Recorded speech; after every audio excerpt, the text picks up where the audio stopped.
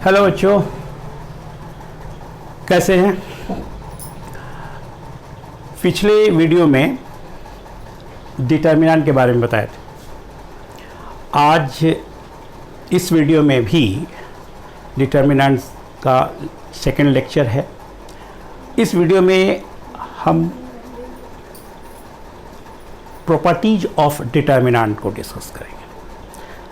हमने आपको डिटर्मिनेंट क्या होता है, ऑर्डर ऑफ डिटर्मिनेंट क्या होता है, माइनर किसे कहते हैं, कोफैक्टर क्या होता है, इसके विषय में बताए। डिटर्मिनेंट के एक्सपेंशन का एक तरीका और भी है जिसको हम लोग सारस रूल कहते हैं। फिर डिटर्मिनेंट का एक्सपेंशन, डिटर्मिनेंट के वैल्यूज़ को निकालने के लिए कोफैक्टर का भी इस्तेमाल किया जाता है, लेकिन इन सब चीज़ के बारे में बाद में डिस्कस किया जाएगा। अभी यहाँ पे जो इस क्लास में जो चीज़ बताने जा रहे हैं वो है प्रॉपर्टीज़ ऑफ डिटर्मिनेंट। यानी अगर हम किसी डिटर्मिनेंट के वैल्यू को निकालते हैं, कभी कभी नंबर्स बहुत बड़े होते हैं, एक्सपेंशन करने में दिक्कत होता है, बहुत समय लगता है, इसीलिए डिटर्मिनेंट का प्रॉपर्टीज़ बनाया गया है ना। तो सबसे पहले हम प्रॉपर्टीज़ बात करते हैं जिसको हम लोग रिफ्लेक्शन प्रॉपर्टी ऑफ डिटर्मिनेंट कहते हैं। देखिए, reflection property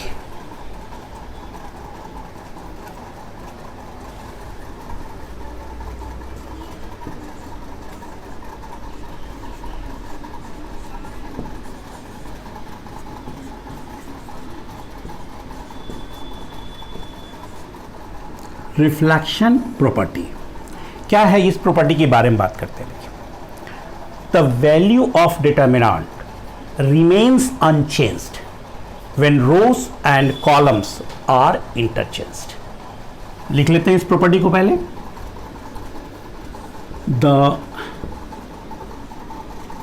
value of determinant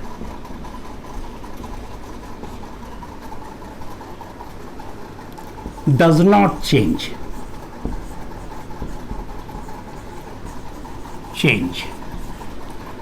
when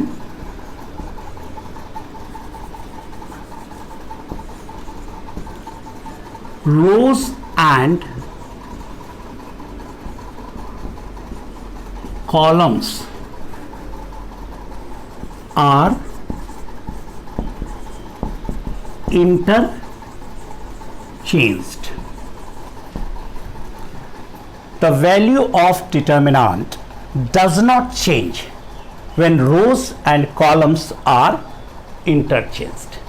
यानी रो को अगर कॉलम बना दो, कॉलम को रो बना दो, तो डिटर्मिनेंट के वैल्यू पे कोई प्रभाव नहीं पड़ता है ना, कोई फर्क नहीं पड़ता है। इस प्रॉपर्टी को हम लोग रिफ्लेक्शन प्रॉपर्टी ऑफ डिटर्मिनेंट कहते हैं।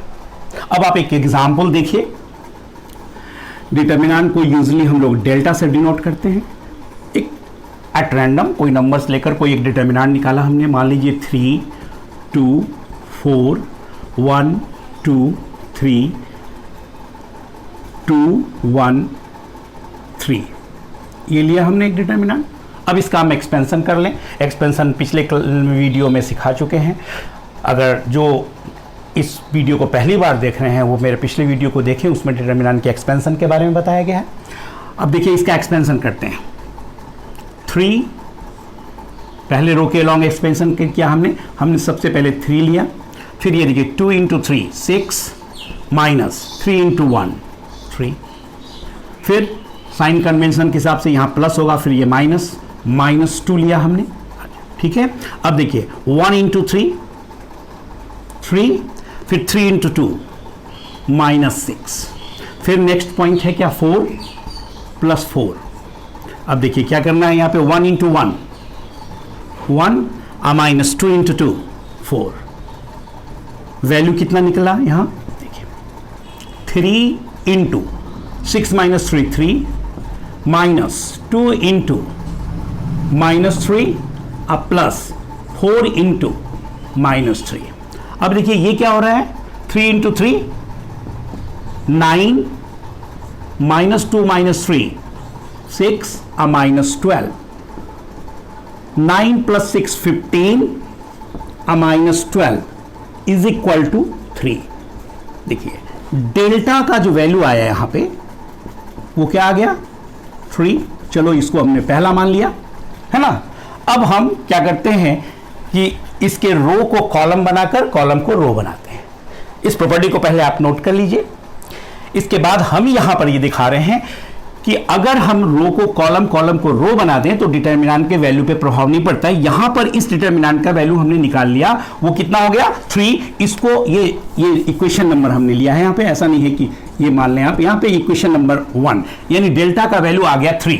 अगर हम रो को कॉलम, कॉलम को रो बनाते हैं तो इस डिटर्मिनेंट का वैल्यू पे प्रभाव नहीं पड़ता है, ये दिखाना है हमें। तो हम इसको दिखाएंगे कि चलो रो कॉलम, कॉलम रो को बना देते हैं तो क्या होता है, ठीक है।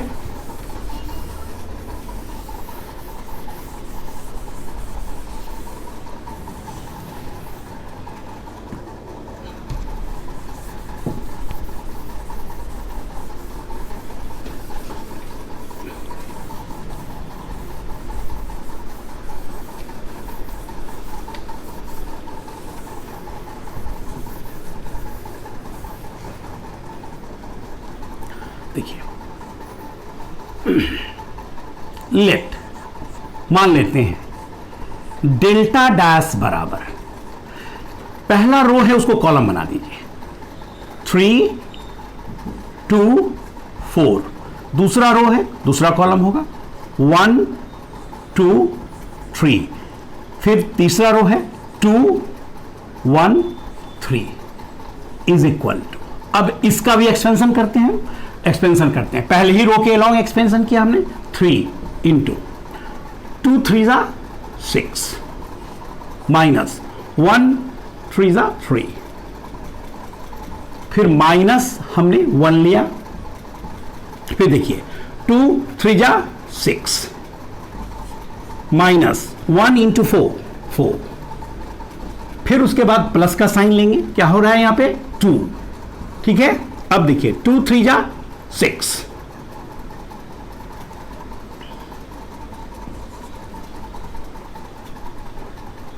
और फिर 2 4 8 माइनस 8।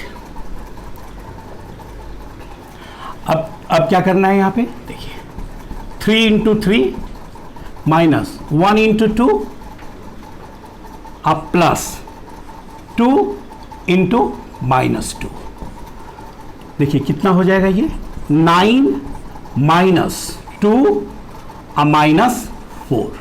अब देखिए कितना वैल्यू आ गया 9 minus 6 is also equal to 3। तो हमने क्या देखा यहां कि डेल्टा का जो वैल्यू है वो और डेल्टा डैश का वैल्यू है वो सेम हो गया, यानी डिटर्मिनेंट का जो ये प्रॉपर्टी बताया गया जिसको हम लोग कहते हैं रिफ्लेक्शन प्रॉपर्टी ऑफ डिटर्मिनेंट, इसमें ये कहा गया कि the value of determinant remains unchanged if rows and columns are interchanged. Rows और कॉलम्स को अगर आपस में बदल दो डिटर्मिनेंट का वैल्यू नहीं बदलता है।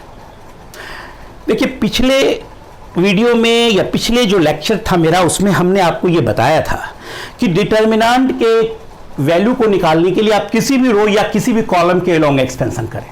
अब जरा सोचिए कि अगर हम इसको पहले रो के अलोंग एक्सपेंशन किया तो वैल्यू मिला 3, अगर हम इसको पहले कॉलम के अलोंग भी एक्सपेंशन करते तो वैल्यू ही मिलता 3। इसलिए इस प्रॉपर्टी को हम लोग रिफ्लेक्शन प्रॉपर्टी ऑफ डिटर्मिनेंट कहते हैं, और ये कहा गया है कि डिटर्मिनेंट के वैल्यू को निकालने के लिए किसी भी एक रो या किसी भी एक कॉलम के अलोंग उसका एक्सपेंशन करें कोई फर्क नहीं पड़ता है। क्लियर है यहां पे? चलिए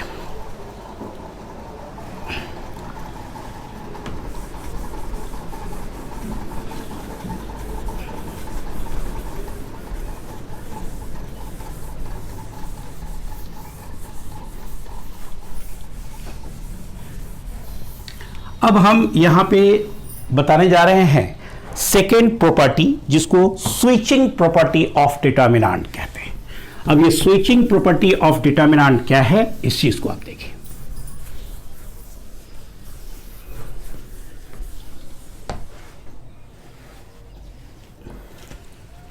second property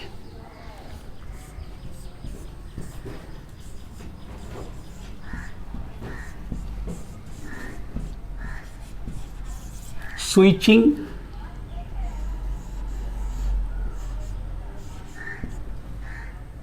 property,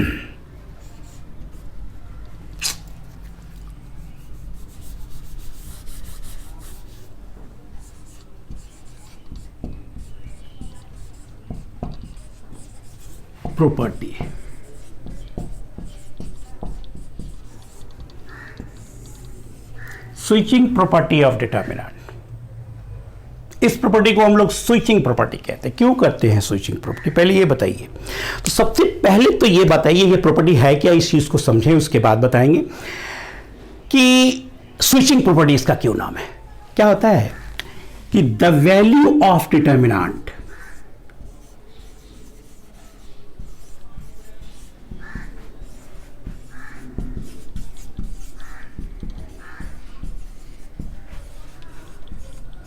does not change, but its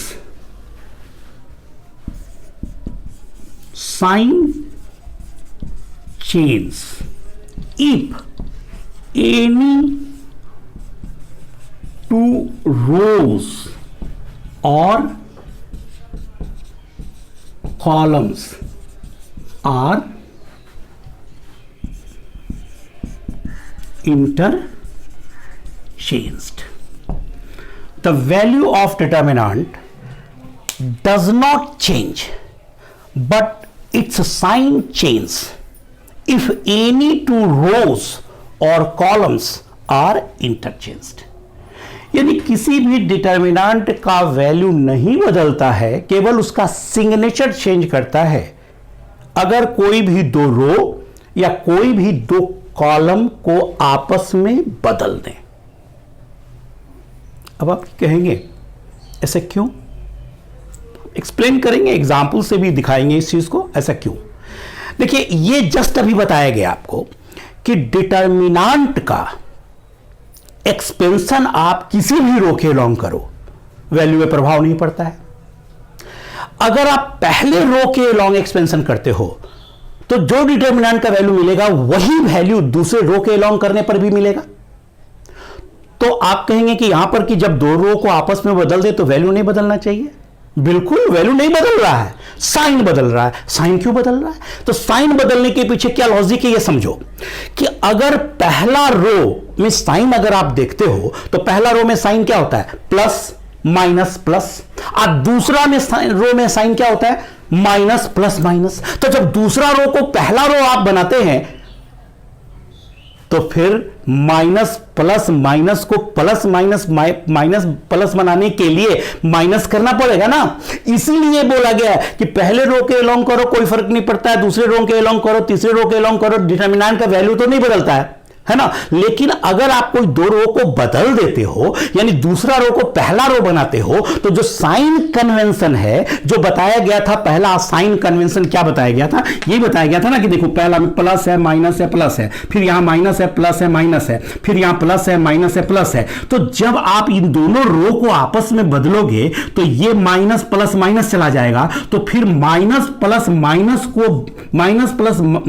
को बनाने के लिए प्लस माइनस प्लस बनाने के लिए माइनस करना पड़ेगा। यही वजह है कि कह रहा है कि डिटर्मिनेंट के किसी भी दो रो को या किसी भी दो कॉलम को, मान लीजिए इसको यहां और इसको यहां बदलिएगा तो ये जो साइन है माइनस प्लस माइनस आ जाएगा, जबकि माइनस प्लस माइनस नहीं होना चाहिए। यहां पर जब ये आएगा तो प्लस माइनस प्लस होना चाहिए। तो प्लस माइनस, इस माइनस प्लस माइनस को प्लस माइनस माइनस प्लस बनाने के लिए इसमें हमें क्या करना पड़ेगा, इसका नेगेटिव करना पड़ेगा। इसीलिए बोला जाता है कि डिटर्मिनेंट के किसी भी दो रो या किसी भी दो कॉलम को अगर आपस में आप बदल देते हैं तो उसका वैल्यू तो नहीं बदलता है, लेकिन उसका सिग्नेचर चेंज कर जाता है, उसका साइन चेंज कर जाता है। अब इस चीज को आप देख लीजिए, एक्सप्लेन कर रहे हैं एग्जाम्पल के थ्रू।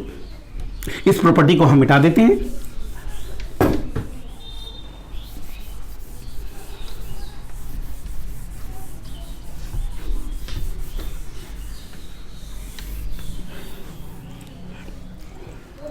देखिए मान लेते हैं हम यहां पे कि डेल्टा जो है वो हमने लिया यहां पर A1 B1 C1, A2 B2 C2, A3 B3 C3। और अगर हम इसका एक्सपेंशन करते हैं तो बाबू देखो, पहले ही रो के लॉन्ग एक्सपेंशन करते हैं, तो पहले रो के लॉन्ग एक्सपेंशन किया तो क्या हो गया, A1 इंटू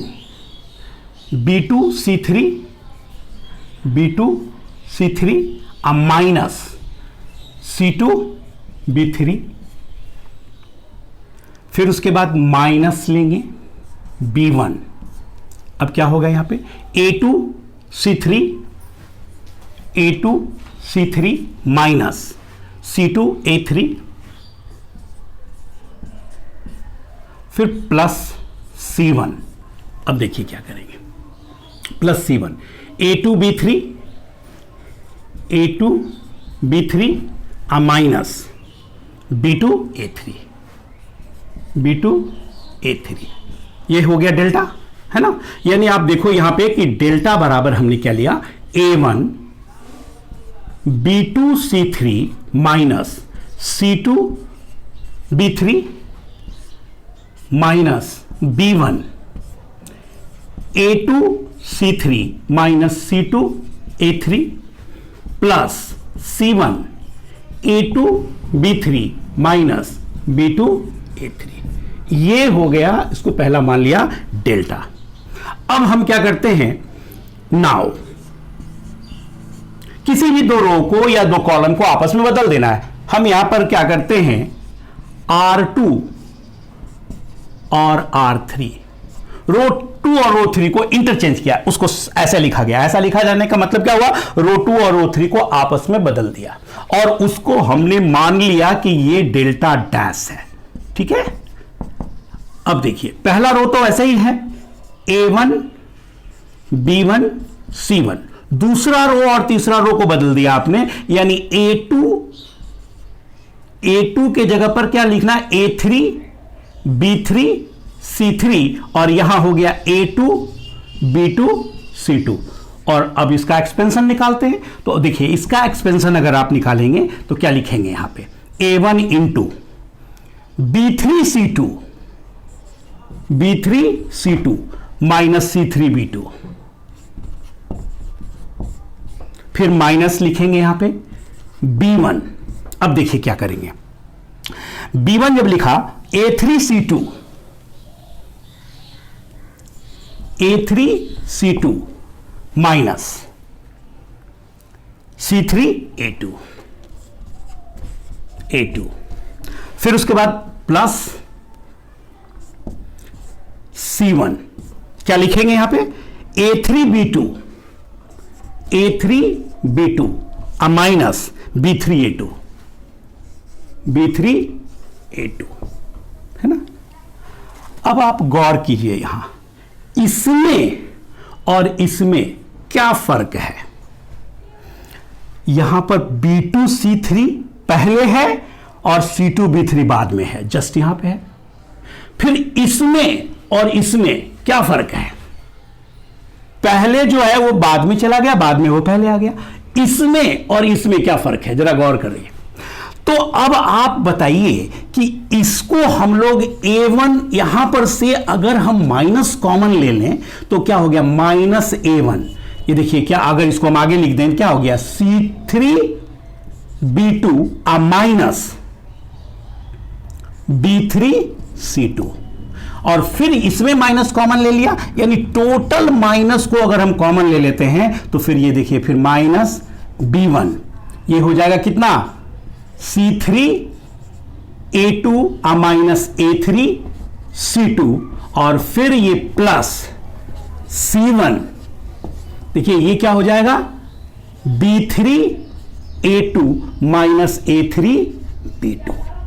अब आप मिलाइए यहां पे, देखिए ये क्या है, डेल्टा डैश बराबर माइनस डेल्टा, यानी डिटर्मिनेंट का वैल्यू नहीं बदला, केवल उसका साइन चेंज कर गया। यानी जो डेल्टा है वही रहेगा, लेकिन उसका केवल सिग्नेचर चेंज कर गया, है ना। इसको हम लोग कहते हैं switching property of determinant. The value of determinant remains unchanged but its sign change if any two rows or columns be interchanged. इस एग्जाम्पल में देखा, अब एक न्यूमेरिकल एग्जाम्पल के थ्रू हम इस चीज को एक्सप्लेन कर रहे हैं। ठीक है, आप इसको नोट कर लीजिए, देख लीजिए यहां पे मिला करके देखिए। और हमेशा एक बात याद रखना है, मैथमेटिक्स जो है वो रटने का चीज नहीं है, मैथमेटिक्स समझने का चीज है। अगर ये समझ में आता है तो अच्छी बात है ना। नहीं समझ में आया, इस चीज को आप बार बार देखिए, रिपीट कीजिए, खुद से एक्सपेंशन कीजिए, है ना। क्योंकि मैथमेटिक्स का मतलब माथा में ट्रिक्स होता है। Mathematics develop our thinking power. As far as I am concerned, the most acceptable definition of mathematics is the science of reasoning. Mathematics जो होता है वह सोचों का विज्ञान होता है। Mathematics develop our thinking power, mathematics systemise our thought. Mathematics जो होता है हमारे थॉट को सिस्टमाइज करता है, मैथमेटिक्स हमारे थिंकिंग पावर को डेवलप करता है। ऐसा बात नहीं है जो चीज हम लिख दिया उसको मान ले, नहीं। मैथमेटिक्स में जो भी चीज है उसमें आपको ये प्रूफ है, समझना है। हाँ, एक बात और बता दें कि ये वर्ड मैथमेटिक्स जो होता है वो comes from a Greek word mathema. Mathema means science and mathematics is the science of reasoning. Mathematical reasoning based on some basic assumption called axiom and postulate. Axiom का मतलब होता है सेल्फ एविडेंट ट्रूथ और postulate का मतलब होता है simple fact, है ना। तो मैथमेटिक्स में जो भी चीज है कुछ एजम्पशन है, उस पर बेस्ड होता है, लेकिन हम लोगों के सामने प्रूफ है, उस चीज को देखना है आखिर ऐसा क्यों हुआ। बहुत सारे स्पष्ट वजह है कि मैथमेटिक्स का वैल्यू क्यों नहीं बदल रहा है, इसका साइन केवल क्यों बदल रहा है। तो उसके रीजन ये है कि जब आप plus minus plus minus plus minus इसको ऊपर में बदलिएगा तो जब यहां पर जब ये जाएगा तो ये माइनस प्लस माइनस हो जाएगा, तो निश्चित रूप से उसका साइन तो चेंज कर रहा है ना। यहां पे कोई भी दो रो को आपस में बदल के देखिए, इसका साइन जो है हमेशा चेंज कर रहा है। तो इसी वजह से ये कहा गया है कि मैथमेटिक्स की किसी भी डिटर्मिनेंट में अगर आप कोई भी दो रो या कोई भी दो कॉलम को आपस में बदलते हैं तो उसका वैल्यू नहीं चेंज करता है, केवल उसका साइन चेंज कर जाता है ना। इस चीज को आप नोट कर लीजिए। फिर अब एक न्यूमेरिकल एग्जांपल के थ्रू इस चीज को हम एक्सप्लेन कर रहे हैं।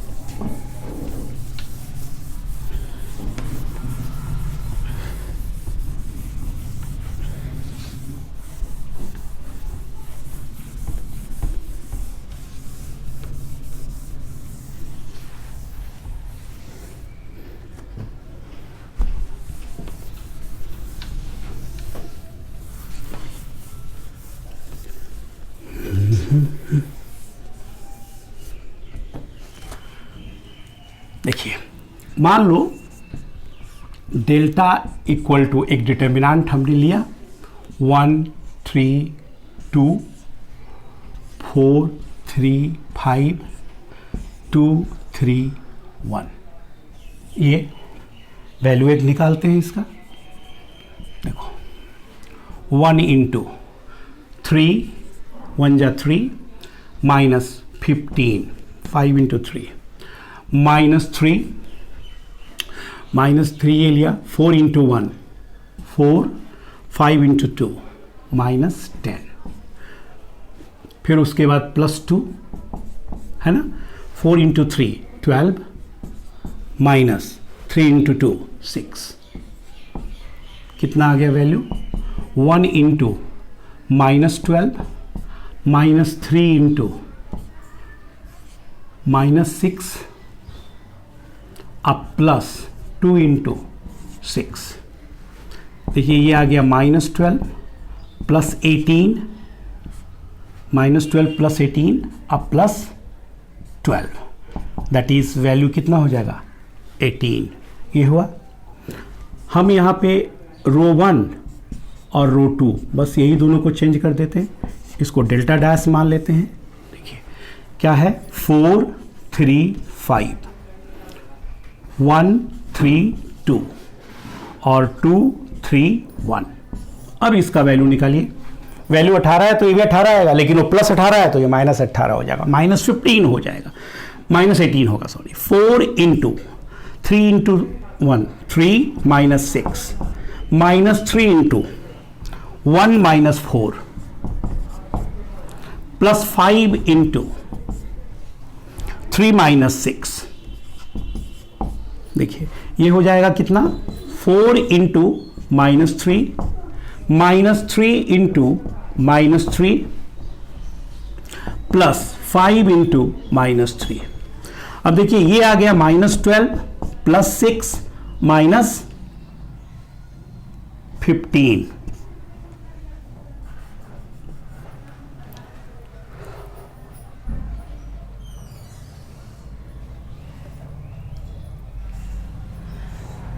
थ्री इंटू 1 -6 -3 1 -4, सॉरी ये 3 सॉरी +9 हुआ, ये +9।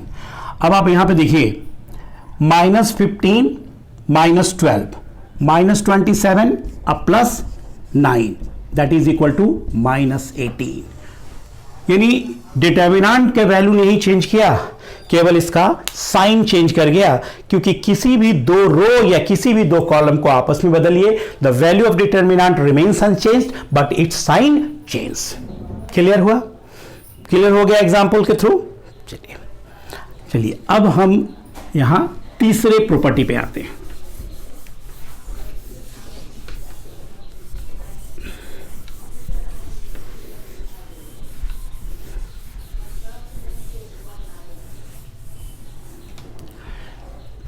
Third property, all zero property, all zero property. ये क्या है प्रॉपर्टी? देखिएगा, the value of determinant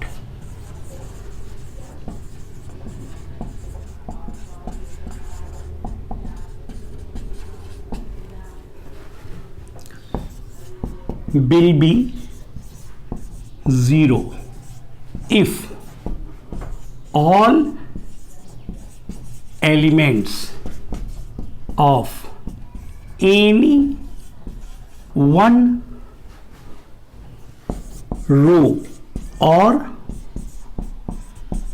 column be 0।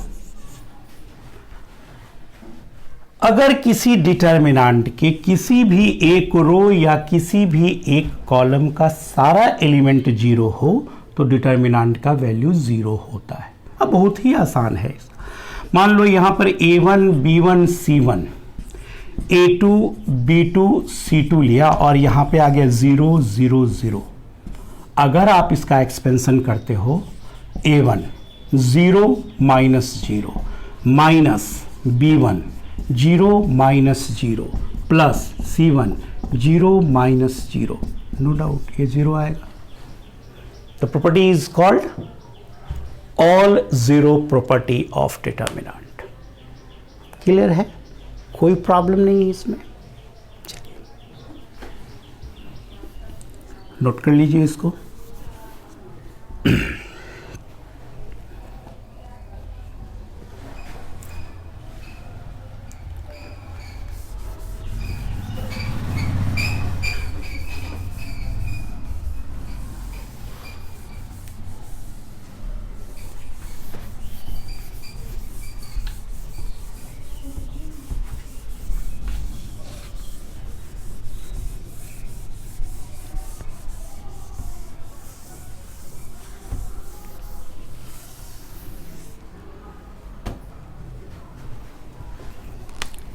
अब देखिए चौथे प्रॉपर्टी, ये चौथा प्रॉपर्टी क्या है इस चीज को देखिए।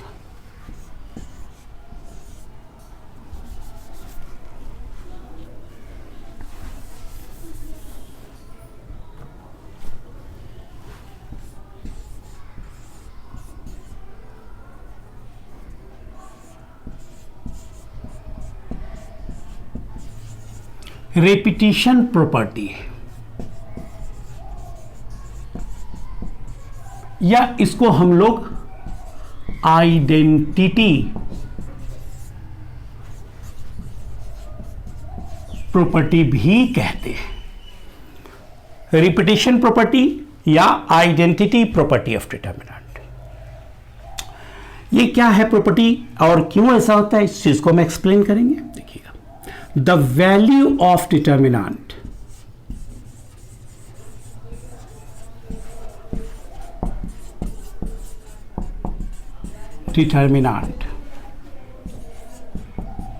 will be 0 if any two rows or columns are identical। अगर कोई भी दो रो या कोई भी दो कॉलम आइडेंटिकल है तो बिना एक्सपेंशन किए आप उसके वैल्यू को 0 लिख देंगे। प्रश्न ये पैदा होता है, आप कहेंगे क्यों लिख देंगे? बिल्कुल, देखिए यहां पर एक प्रॉपर्टी का हम सीक्वेंस बता रहे हैं। ऐसा नहीं कि कोई प्रॉपर्टी कभी लिख दिया, लिख सकते थे। हो सकता है आप किसी ऑथर के बुक में बिना प्रॉपर्टीज का नाम नहीं है, ये नाम हम बता रहे हैं आपको। ऐसा नहीं है कि कहीं नहीं होगा नाम, कहीं है, तभी ये हम जानते हैं और बता रहे हैं आपको। तो इस प्रॉपर्टीज का नाम बता रहे हैं और एक सीक्वेंस देखिए। सबसे पहले हमने रिफ्लेक्शन प्रॉपर्टी बताया, इसके बाद हम स्विचिंग प्रॉपर्टी बताए, उसके बाद हम ऑल जीरो प्रॉपर्टी बताए, इसके बाद हम रिपीटेशन या आइडेंटिटी प्रॉपर्टी पे आए। कोई और प्रॉपर्टी भी बता सकते थे, लेकिन यही क्यों सीक्वेंस बना रहे हैं, इसके पीछे वजह आप समझिए। क्योंकि हम रटने के लिए नहीं कहते हैं, समझने के लिए कहते हैं।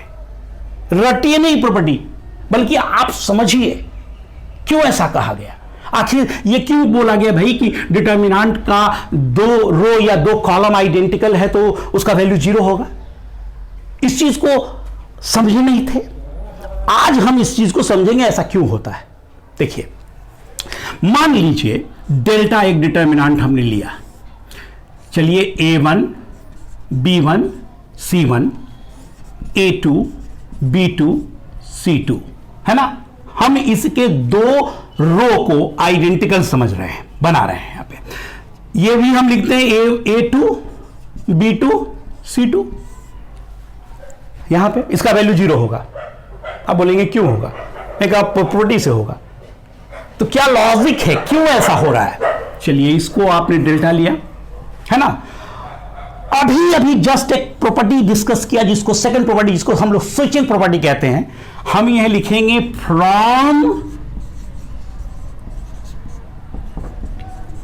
Switching property, from switching property the value of determinant does not change but its sign change. यानी अगर आप डिटर्मिनेंट के किसी भी दो रो को या किसी भी दो कॉलम को बदलेंगे तो उसका वैल्यू नहीं बदलता है, उसका सिग्नेचर चेंज कर जाता है। अगर हम इसमें करें R2 और R3 को चेंज करेंगे तो डेल्टा जो होगा वो माइनस डेल्टा में ये क्या हो जाएगा। यहां पर जब हम इन दोनों को बदलेंगे तो इसका साइन चेंज करेगा अकॉर्डिंग टू सेकंड प्रॉपर्टी, जिसको स्विचिंग प्रॉपर्टी कहते हैं। तो ये हो गया साइन चेंज। क्या देखिए, पहला रो A1, B1, C1 और दूसरा तीसरा रो को बदल दिया तो दूसरा और तीसरा रो A2, B2, C2 और A2, B2, C2 चूंकि आइडेंटिकल था इसलिए दूसरा और तीसरा रो को बदलने से डिटर्मिनेंट तो वही रह गया। यानी डेल्टा जो है वह माइनस डेल्टा के बराबर हो गया। Is it possible if delta is equal to minus delta? Yes, it is possible if and only if delta equal to 0, otherwise not possible। क्योंकि कोई भी नंबर अपने नेगेटिव के बराबर हो ही नहीं सकता है। हाँ, अगर वो 0 है तो हो सकता है। इसलिए हम ये कह सकते हैं कि 2 डेल्टा बराबर 0 implies delta will be 0। This is the reason if 2 rows or 2 columns of a determinant are identical then value will be 0। स्पष्ट है, कारण समझ में आया। इसलिए कहते हैं डोंट रीड मैथमेटिक्स, कभी मैथमेटिक्स पढ़ो मत। आप कहोगे कि सर आप तो पढ़ा रहे हैं। नहीं, मैं मैथमेटिक्स पढ़ाता नहीं हूं। मैं अपने बच्चों को हमेशा ये कहा कि पढ़ो नहीं, मैं मैथमेटिक्स पढ़ाता नहीं हूं, मैं मैथमेटिक्स सिखाता हूं। इसलिए मैं कहता हूं don't read mathematics, always ready with pen and paper to do something, right. This is my first lecture on properties of determinant. In this lecture हमने 4 प्रॉपर्टी डिस्कस किया, 4 ही प्रॉपर्टी नहीं है। इसके बाद आगे आने वाले प्रॉपर्टीज में है जिसको रिपीटेशन प्रॉपर्टी के बाद प्रोपोर्शनलिटी प्रॉपर्टी है, स्केलर मल्टीपल प्रॉपर्टी है, इनवेरिएंस प्रॉपर्टी है, सम प्रॉपर्टी है, ट्रायंगल प्रॉपर्टी है एंड फैक्टर प्रॉपर्टी है। लेकिन आज का ये लेक्चर इतने ही दूर तक है, क्योंकि आगे का जो लेक्चर होगा उसमें हम इस प्रॉपर्टीज को और आगे बढ़ाएंगे, क्योंकि अगर सारे प्रॉपर्टीज को एक ही बार करने लगे तो लेक्चर बहुत लंबा हो जाएगा। इसलिए उसको पार्ट बाय पार्ट करके हम अगले वीडियो में 4 प्रॉपर्टी के बाद 5वां प्रॉपर्टी से आगे बताएंगे। तब तक के लिए बाय बाय।